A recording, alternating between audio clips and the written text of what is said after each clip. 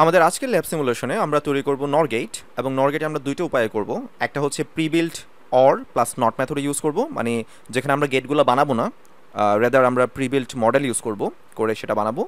এবং অ্যানাদার একটা হচ্ছে আমরা ডিটিএল মেথডে, তার মানে ডায়োড ট্রানজিস্টর লজিক মেথডে আমরা পুরো নর গেটটাকে বানিয়ে তারপর দেখব যে সেটা কিভাবে কাজ করতেছে। সেখানে আমরা ডায়োড লজিক দিয়ে অর গেট তৈরি করব এবং ট্রানজিস্টর লজিক দিয়ে নট গেট তৈরি করব, করে দুটাকে ক্যাসকেড করে আমরা ওভারঅল নর গেটটাকে ইমপ্লিমেন্ট করব। সো ফার্স্ট যেটা, সেটাকে ইমপ্লিমেন্ট করার জন্য আমাদের লজিক স্টেট লাগবে, যেটা দিয়ে আমরা স্টেট সেট করতে পারবো, 1-0 সেট করতে পারবো। লজিক প্রোব লাগবে, যেটা দিয়ে আমরা মনিটর করতে পারবো যে আসলে সেখানে লজিকটা কি আছে এই মুহূর্তে। নট গেট লাগবে স্বাভাবিকভাবেই, আর অর গেট লাগবে। অর প্লাস নট মিলিয়ে আমাদের নট তৈরি হয়। তাই প্রথম পোর্শনটুকু ইমপ্লিমেন্ট করার জন্য আমি কম্পোনেন্টে ক্লিক করলাম, লেফট সাইডের যেই সিম্বলটা আছে কার্সরের নিচের সিম্বলটা, সেখানে ক্লিক করলাম এবং পি বাটনে প্রেস করলাম, এবং একে একে আমি সবগুলো কম্পোনেন্ট এখানে ইম্পোর্ট করে নিব। সো ফার্স্ট আমি ইম্পোর্ট করব হচ্ছে লজিক স্টেট। সো আমরা এখানে ইউজ করব হচ্ছে ল্যাচড ভার্সন, যেটা এইটা। সো যেন আমরা প্রেস করলে এটা 0-1 হয়ে থাকে। সো আমরা এটি ইম্পোর্ট করে নিলাম। দেন আমরা হচ্ছে লজিক প্রোব ইম্পোর্ট করে নিব, লজিক প্রোব। সো আমরা বিগ মডেল যেটা, সেটা ইম্পোর্ট করে নেই। আমাদের অর গেট লাগবে,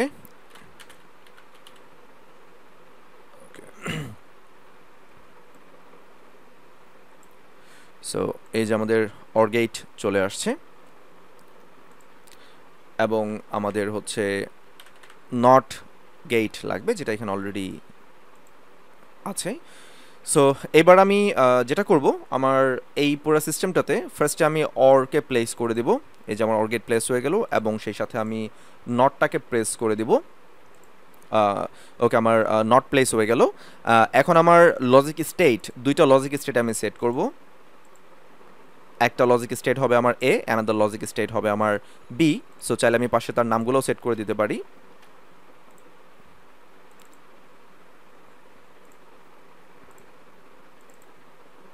এখান থেকে আমরা চাইলে তার সাইজটা আমরা ছোট বড় করতে পারি। আমি এখানে 0.25 সাইজ করে দিলাম। ওকে,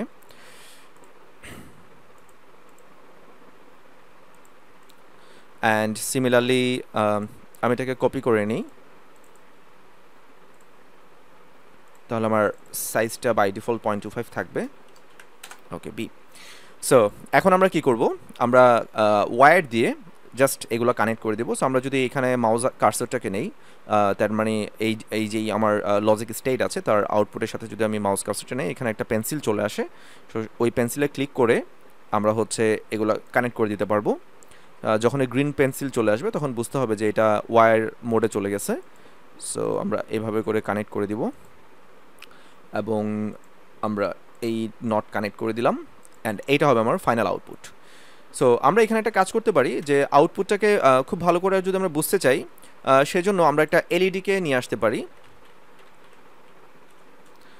এবং আমি একটা রেড কালারের এলইডি চুজ করব এখান থেকে। Okay, LED green, blue, red. Okay, I got it. So আমি রেড কালারের একটা এলইডি নিয়ে আসলাম, এবং এলইডিকে আমি কানেক্ট করে দিই। মনে রাখতে হবে এলইডির এক প্রান্ত অবশ্যই গ্রাউন্ডে যেতে হবে, তার মানে পি যে পোর্শনটুকু, এলইডি আসলে একটা ডায়োড। সো এই ডায়োডটার যেই পি পোর্শনটুকু সেটা হচ্ছে পাওয়ারের সাইডে যাবে, এবং এন যে পোর্শনটুকু আছে সেটা গ্রাউন্ড সাইডে যাবে। সো গ্রাউন্ড আনার জন্য আমরা যদি এই পোর্শনে যাই, সেটা হচ্ছে টার্মিনালস মোডে যাই, সেখানে আমরা গ্রাউন্ড পেয়ে যাব। এই যে ডাবল এরো যে সিম্বলটা, রাইট এরো লেফট এরো যেই সিম্বলটা, সেখানে ক্লিক করলে আমরা এখানে গ্রাউন্ড পাবো, এবং সেখানে ক্লিক করে আমরা গ্রাউন্ডটাকে এখানে প্লেস করে দিব, অ্যান্ড অবশ্যই সেটাকে কানেক্ট করে দিব। সো এখন আমি আবার ডিভাইস মোডে ফিরে গেলাম, যেটা হচ্ছে কার্সারের ঠিক নিচের বাটনটা। সেখান থেকে আমি লজিক প্রোব নিব। লজিক প্রোব দিয়ে আসলে দেখা যায় যে আউটপুটটা কি হচ্ছে।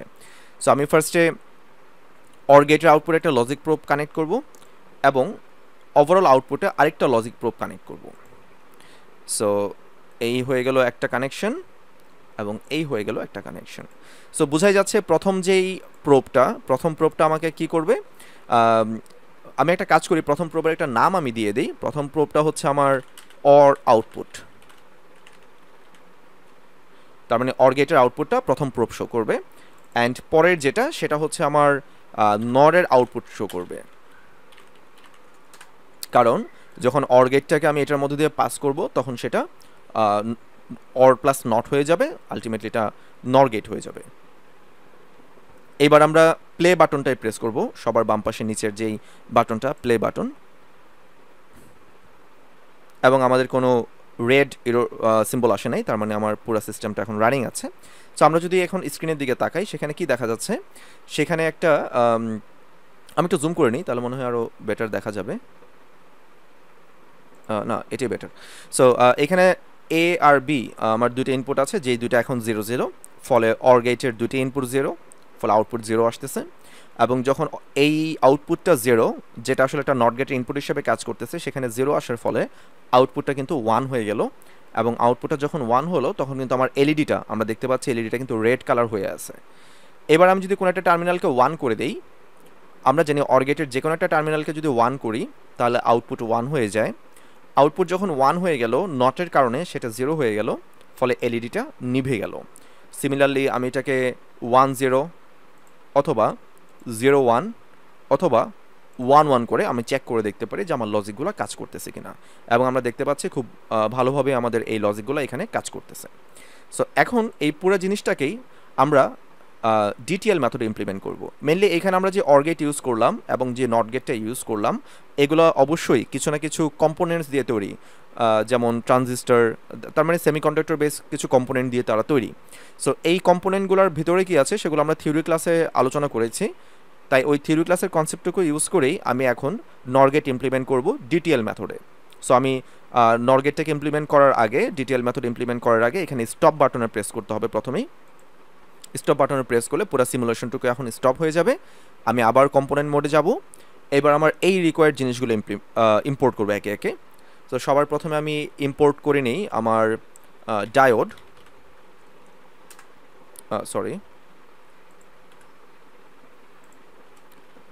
ডায়োডের মডেলটা 1N4007 হবে। আমরা এই ডায়োডটুকুকে এখানে ইউজ করব, এটা একটা জেনারিক মডেল। সো আমি পাশে লিখে দিচ্ছি ডায়োডের মডেলটুকু হবে 1N4007। আমরা সার্চ করার সময় এটা দিয়ে সার্চ করব, 1N4007 দিয়ে সার্চ করব, কারণ এখানে আসলে অনেক মডেল রয়েছে। সো আমরা এখানে ইমপ্লিমেন্ট করব 1N4007 দিয়ে। এখানে আরও অনেক মডেল আছে যেগুলো দিয়ে এই সেম কাজটাই করা যায়, বাট এটা খুবই অ্যাভেলেবল একটা মডেল। সো আমরা এটা দিয়ে এখানে সিমুলেশনটা করব। সো অর গেট করার জন্য যেটা করতে হয়, আমাদের দুইটা ইনপুট যেহেতু, ফলে আমি এখানে যেটা করব, দুইটা ডায়োড নিব। দুইটা ডায়োডের আউটপুটগুলোকে আমাকে কি করতে হবে, দুইটা ডায়োডের আউটপুটগুলোকে একসাথে শর্ট করতে হবে। এখানে আমরা রিভার্স কারেন্টকে ব্লক করার জন্য অ্যানাদার একটা ডায়োড দিব, এই। সো এটা মেনলি একটা কন্ডাক্টরের মতো করেই কাজ করবে। ওকে, সো আমি তারপর একটা দুইটা লজিক স্টেট ইউজ করব। এই একটা লজিক স্টেট, এখানে আরেকটা লজিক স্টেট। লজিক স্টেটগুলো মেনলি আমাদের 5 ভোল্ট। সো আমরা এখানে একটা কাজ করতে পারি, আমরা এই জায়গাতে এই 1 0 জিনিসগুলো ইউজ না করে আমাদের বেটার ওয়ে হবে হচ্ছে যদি আমরা সুইচ ব্যবহার করি, কারণ প্র্যাকটিক্যালি আসলে লজিক বলতে বোঝানো হয়, লজিক ইনপুট বলতে বোঝানো হয় ইটস লাইক সুইচ, সেটা অন নাকি অফ সেটা। সো আমি কম্পোনেন্টে ক্লিক করে এখান থেকে সুইচ SWITCH সুইচ ইমপ্লিমেন্ট করে নিই, তাহলে জিনিসটুকু আমাদের আরও প্র্যাকটিক্যাল হবে। সো আমি দুইটা সুইচকে এখানে ইমপ্লিমেন্ট করে নিলাম। ওকে, এখন সুইচগুলো কোথায় যাবে, সুইচগুলো আমার একটা পাওয়ার সাপ্লাই যাবে, তাই সেই পাওয়ার সাপ্লাইয়ের জন্য আমি আবার টার্মিনালসে ক্লিক করব। টার্মিনালস যেখান থেকে আমরা গ্রাউন্ড নিয়েছিলাম সেখানে ক্লিক করব, পাওয়ারে ক্লিক করব, এবং সেই পাওয়ার টার্মিনালটা আমরা এখানে বসায় দিব। এবার ওয়ারিংয়ের পালা, আমি এই সুইচগুলোকে ওয়ারিং করে রাখি। ওকে, সো বাই ডিফল্ট সুইচগুলো এখন ওপেন আছে, তার মানে এই মুহূর্তে আমি আউটপুটে কোনো কিছুই পাবো না। সো এখন আমরা যেটা করব, একটা লজিক প্রোব নিয়ে এখানে বসিয়ে দিব এবং তার নাম দিয়ে দিই অর আউটপুট, কারণ এটা আমার অর গেট আউটপুটটুকু দেখাবে। আচ্ছা, অর আউটপুট অলরেডি ইউজ হয়ে গেছে। সো আমরা যেটা করব, এটার নামে একটু চেঞ্জ করে অর আন্ডারস্কোর আউটপুট দিয়ে দিব, কারণ একই নামের দুইটা কম্পোনেন্ট আসলে এখানে থাকা যাবে না। ওকে, আমাদের আরেকটা কম্পোনেন্ট এখানে বাকি ছিল রেজিস্টর। সো আমরা রেজিস্টরটাকে ইম্পোর্ট করে নিই। ওকে, সো আমাদের এই অর গেটের আউটপুটটুকু ট্রানজিস্টরে ফিড করার আগে যে কাজটুকু করতে হবে সেটি হচ্ছে ট্রানজিস্টরের বেইজে একটা রেজিস্টর ইউজ করতে হবে, যাতে করে ট্রানজিস্টরের বেইজ দিয়ে অনেক বেশি কারেন্ট ফ্লো না করে এবং সেটা যেন পুড়ে না যায়। সো এইটার ভ্যালু কত হবে, ভ্যালুটা সেট করব আমরা কম্পোনেন্টের উপর ডাবল ক্লিক করে আমরা মাউস আইকনটা সিলেক্ট করে নিব, নিয়ে এখানে ডাবল ক্লিক করব, করলে এখানে একটা ভ্যালু রেজিস্ট্যান্স ভ্যালু শো করবে, এটা ওহমস ইউনিটে আছে। সো আমি 100 ওহমস এখানে নিব। সো তাহলে আমার 100 ওহমসের একটা রেজিস্টর হয়ে গেল। আমাদের আরেকটা কম্পোনেন্ট বাকি আছে, সেটা হচ্ছে এনপিএন ট্রানজিস্টর। সো আমি ক্লিক করে এনপিএন যদি লিখি তাহলে চলে আসবে এনপিএন ট্রানজিস্টর, এবং আমরা এনপিএন ট্রানজিস্টরটি এখানে বসিয়ে দিলাম। এই সো এনপিএন ট্রানজিস্টরটির আমরা যদি এখানে পাওয়ার অফ করতে চাই, সো আমাকে অ্যাগেইন টার্মিনালসে যেতে হবে, পাওয়ারে ক্লিক করে এখানে আমার পাওয়ার সিম্বলটা বসাইতে হবে, সেই সাথে আমার দরকার হবে গ্রাউন্ড। সো আমরা এটার ডিটেলসটুকু আমরা যদি থিওরি লেকচারটা ফলো করে অথবা আমাদের ল্যাব এক্সপেরিমেন্টের যে শিটটা আছে সেটা যদি ফলো করে ওইখানে ডিটেল সার্কিট ডায়াগ্রামটাও পেয়ে যাব। সো আমি এখন তার যে কালেক্টর আছে, একটা কালেক্টর রেজিস্ট্যান্স বসাবো এখানে, মানে কালেক্টরের মধ্যে একটা রেজিস্ট্যান্স বসায় দিব। এই একটু ড্র্যাগ করে উপরে তুলে নিই। ওকে, আর এটা গ্রাউন্ডে যাবে। সো আমরা তার বেসটাকে কখনো ফ্লোটিং রাখতে চাই না, বেসটা আমরা চাই যেন বাই ডিফল্ট বেসটা যেন একটা হাই রেজিস্ট্যান্স দিয়ে গ্রাউন্ডেড হয়ে থাকে। তার মানে যখন আমি কোনো কিছু তাকে দেইনি, তার মানে কোনো ধরনের ইনপুট যখন তাকে আমি দিইনি, অ্যাটলিস্ট সে যেন জিরো হিসাবে বেসটাকে জিরো করে রাখে, জিরো ভোল্টেজে সে নিয়ে রাখে। সেজন্য আমরা হচ্ছে এখানে একটা 100K একটা রেজিস্ট্যান্স বসাচ্ছি। আর কালেক্টর রেজিস্ট্যান্সের ভ্যালুটা আমাদের একটু সেট করতে হবে। আমরা অ্যারাউন্ড 560 ওহমের একটা রেজিস্ট্যান্স, সরি এটা না, নিচের পয়েন্ট হচ্ছে ভ্যালু 560 ওহমের একটা রেজিস্ট্যান্স এখানে আমরা সেট করব। আর সেই সাথে আমরা আউটপুটটাকে মনিটর করার জন্য আমরা কম্পোনেন্ট মোডে গেলাম, কম্পোনেন্ট মোড থেকে যে লজিক প্রোব যেটা, সেই লজিক প্রোবটা আমরা নিয়ে আসি, একটু রোটেট করে নিই। ওকে, সো রোটেট করার জন্য আমরা কোনো একটা কম্পোনেন্টকে রাইট ক্লিক করে সেখান থেকে রোটেট দিতে পারি, অথবা আমাদের কিবোর্ডের যে প্লাস মাইনাস বাটন আছে আমরা সেটা দিয়েও করতে পারি। ওকে, এখানে আমরা একটা এলইডিও বসায় রাখি আগেরটার মতোই, যেন আমরা ভিজুয়ালাইজ করতে পারি জিনিসটা। সো এবার ওয়ারিংগুলো আমরা করি। আউটপুটটা যাবে হচ্ছে কালেক্টর থেকে। সো এখানে আমরা জানি একটা ট্রানজিস্টরের, এনপিএন ট্রানজিস্টরের এই টার্মিনালটা হয় হচ্ছে কালেক্টর, তাহলে এটা হবে আমার আউটপুট। সো আমি আউটপুটটা আমার একটা এলইডিতে কানেক্ট করে দিচ্ছি এবং এলইডির অপর টার্মিনালটা গ্রাউন্ডে যাবে। সো গ্রাউন্ডের জন্য আমরা যে কাজটা করতে পারি, চাইলে এইখানে গ্রাউন্ডের সাথেই কানেক্ট করে দিতে পারি, একই কথা। অথবা আমরা এই জায়গায় ক্লিক করে টার্মিনালস মোডে ক্লিক করে আমরা এইখান থেকে গ্রাউন্ড এনে তারপরে আবারও বসাতে পারি। বেসিক্যালি সব গ্রাউন্ড একই, সবগুলোই হচ্ছে সেম 0 ভোল্টের কাজ করবে। সো আমাদের সার্কিটটুকু ড্র করা হয়ে গেছে। সো এখন আমরা এই সার্কিটটা প্লে করে দেখব যে আমাদের সার্কিটটা প্রপারলি রান করতেছে কিনা অ্যান্ড আমাদের ডিজায়ার্ড আউটপুটটা আসতেছে কিনা। তার আগে আমি এটার নামটা একটু সেট করে নিই। এটা আমার হওয়া উচিত নর আউটপুট। সো যেটা দিয়ে আমি মনিটর করব যে আমার নর গেটের আউটপুটটা প্রপারলি আসতেছে কিনা। সো আমি প্লে বাটনে প্রেস করলাম। মনে রাখতে হবে যেহেতু দুইটা জিনিস একই সার্কিটের মধ্যেই আছে, ফলে দুইটা সার্কিট আসলে একই সাথে রান করবে। সো দেখা যাচ্ছে যে আমার অর গেটের দুইটা ইনপুটই জিরোতে আছে, ফলে এইটা কিন্তু জিরো শো করতেছে, লাইক এটার মতো যে এখানে দুইটি জিরো আছে। সো অরের আউটপুটটা এখানেও কিন্তু জিরো শো করতেছে। এবং আমরা যদি এদিকে তাকাই, এখানের এলইডিটা জ্বলতেছে, কারণ এটা যেই নট গেটটা আমরা ইউজ করলাম সেই নট গেটটা হচ্ছে খুব আইডিয়াল টাইপের একটা নট গেট, ফলে এখানে এলইডিটা গ্লো করতেছে, বাট এখানেও গ্লো করতেছে কিন্তু খুব অল্প। সো আমরা যদি এটাকে একটু ফিক্স করতে চাই, আমরা একটা কাজ করতে পারি, এই রেজিস্ট্যান্সের ভ্যালুটুকু একটু কমায় নিতে পারি। আমরা 330 ওহমের অ্যারাউন্ড যদি একটা রেজিস্ট্যান্স ইউজ করি, কালেক্টর রেজিস্ট্যান্স, তাহলে দেখা যাবে যে এলইডিটা আরও অনেক বেশি গ্লো করতেছে। ওকে, সো আমার অর গেটের আউটপুটটুকু প্রপারলি দিচ্ছে 0, বাট এখানে যদি আমরা একটু খেয়াল করে দেখতে পাবো যে নর গেটের আউটপুটটাতে কিন্তু একটু প্রবলেম দেখা দিচ্ছে, এখানে হোয়াট হয়ে আছে। হোয়াটের কারণটা হচ্ছে আমাদের ভি OH এবং VOL নামে দুটো টার্ম ছিল, যে কোনো কারণে যদি VOL এর নিচে থাকে তাহলে সেটা আমরা 0 হিসেবে কাউন্ট করি, আর VOH এর উপরে থাকলে 1 হিসেবে কাউন্ট করি। কিন্তু এইখানে এমন একটা ভোল্টেজ আমরা পাচ্ছি যে ভোল্টেজটা হয়তোবা 0ও না, মানে 0 লজিকের কাছাকাছিও না, অথবা 5 ভোল্টের কাছাকাছিও না, এবং এই জন্য এই নর আউটপুটটুকু কনফিউজড হয়ে আছে। সো এর সবচেয়ে বড় রিজনটা হচ্ছে এই যে আমাদের DTL মেথডে এইখানে যে লোডটা আমরা দিলাম, লোড যখনই কারেন্ট ড্র করে তখন এখানে একটা ভোল্টেজ ড্রপ হয়, যেটা আমরা ক্লাসে পড়েছিলাম। সো এই ভোল্টেজ ড্রপের কারণে হয়তো এলইডিটুকু ঠিকমতো জ্বলতেছে, কারণ এলইডির মধ্যে দিয়ে কারেন্ট ফ্লো করতে পারতেছে এখন, কিন্তু এখানে ভোল্টেজ ড্রপের কারণে সেই এই টার্মিনালের ভোল্টেজটুকু আর 5 ভোল্ট এখানে নাই, 5 ভোল্টের চেয়ে সেটা কমে যাচ্ছে। সো এই প্রবলেমটাকে যদি আমরা ফিক্স করতে চাই, আমরা একটা কাজ এখানে করতে পারি, সেটা হচ্ছে এলইডির মধ্য দিয়ে আমরা যদি কম পরিমাণ কারেন্ট ফ্লো করাইতে চাই। সো এখন কম পরিমাণের কারেন্ট কি করে ফ্লো করব, সেটাও খুব সিম্পল। আমরা যেটা করব, এই এলইডির সাথে একটা রেজিস্ট্যান্স অ্যাড করে দিব, যাতে করে তার কারেন্ট কনজাম্পশনটা কমে যায়।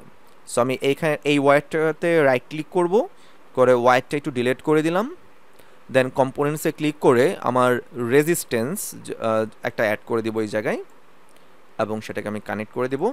রেজিস্ট্যান্সের ভ্যালুটা অ্যারাউন্ড 100 ওহম করে দিলেই হয়ে যাওয়ার কথা। ওকে, সো আমি R2 এর ভ্যালুটাও একটু চেঞ্জ করে দিই, সেটাও 100 ওহমস করে দিই for safety purpose. Okay, so এটা আমি 100 ওহম করে দিলাম, যদিও 100 ওহম করার ফলে এদিক দিয়ে একটু কারেন্ট বেশি ফ্লো হবে, বাট আপাতত কোনো প্রবলেম নাই। আমরা প্র্যাকটিক্যালি যেহেতু এটা করতেছি না, যেহেতু আমরা সফটওয়্যার ভাইতে দেখতেছি, ফলে এটা ওয়ার্ম আপ হলেও অ্যাটলিস্ট সফটওয়্যারের ভিতরে এটা পুড়ে যাবে না। সো আমরা এখন প্লে বাটনে প্রেস করি। ওকে, সো এখন আমাদের পুরো সিস্টেমটা রান করতেছে অ্যাজ এক্সপেক্টেড।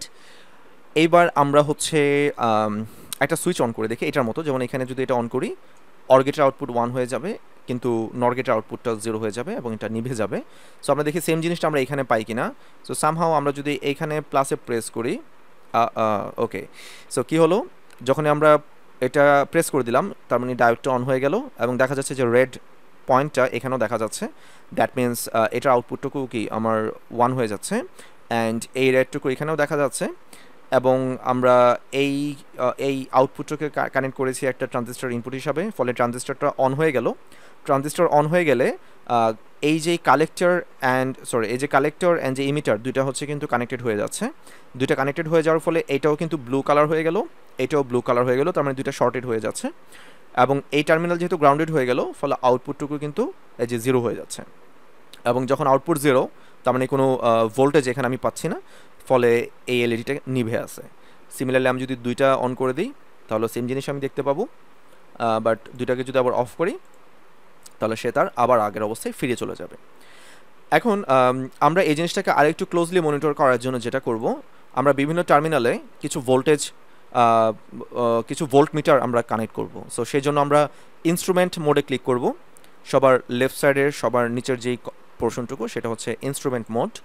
আমরা এখান থেকে ডিসি ভোল্ট মিটার নিব, এবং টোটাল আমরা 3টা ডিসি ভোল্ট মিটার নিব।